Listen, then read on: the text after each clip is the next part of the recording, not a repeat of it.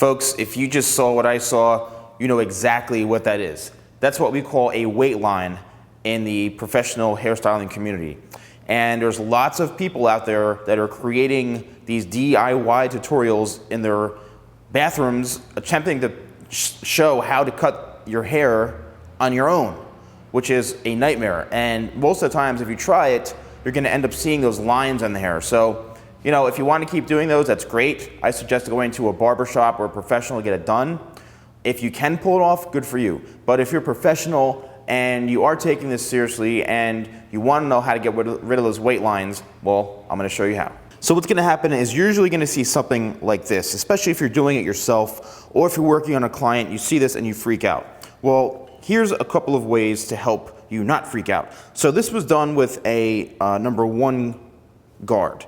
Now you have this horrible step in through here, and what are you going to do to get rid of it? Now typically some clippers will come with plastic attachments, and it can go from 1, 1.5, 2, that's fine. Slap the attachment on, and what you want to do is simply go section by section and just blend out that line. You're actually creating lines for the next one, but you're getting rid of it. Or you can use a professional clipper like this. This is an Oster clipper, and what you can do is simply work your way up this way and start to blend out the line by going guard by guard. So here's a 1A. This is a 1.5 guard. This is a number 2 guard.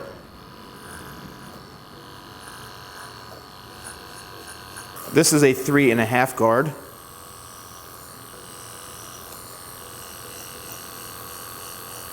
And here is a 3 3/4 guard.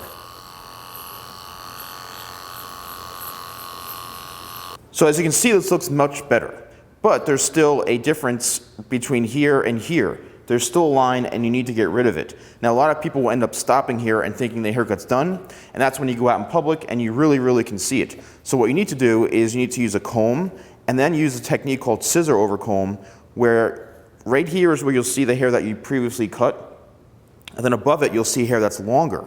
And now that is where you come in with a scissor and you simply lift the comb out like this, and then you blend the 2 sections in together. And that is what creates that softer blend and then really makes a difference and helps get rid of those weight lines in through here.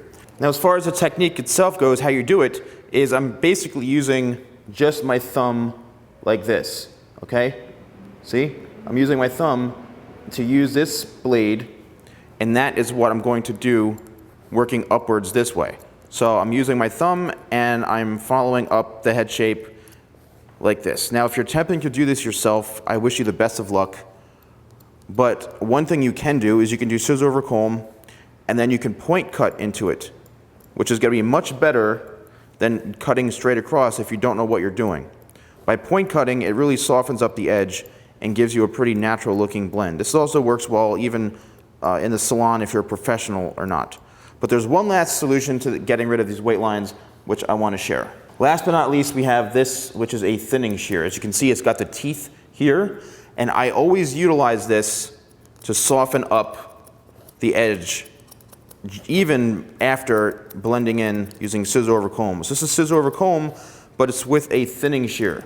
And what that's doing is it's really softening up that line, because it's actually thinning out the hair and making it really blend in much better than just with the regular standard shear. So I always suggest doing this, the same exact technique, the same following the head shape, but you're just using a different tool.